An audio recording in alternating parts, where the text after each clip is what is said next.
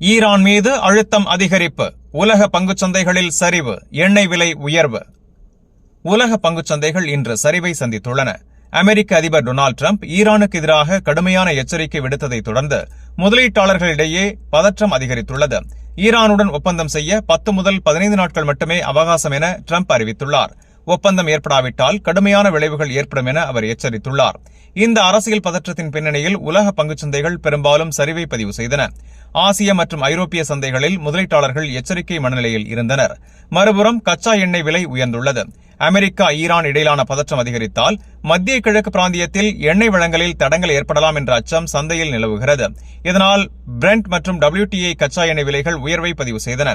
சந்தை நிபுணர்கள் கூறுவதாவது, ஈரான் தொடர்பான அரசியல் நிலைமை மேலும் மோசமடைந்தால் எண்ணெய் விலை மேலும் ஏறக்கூடும்.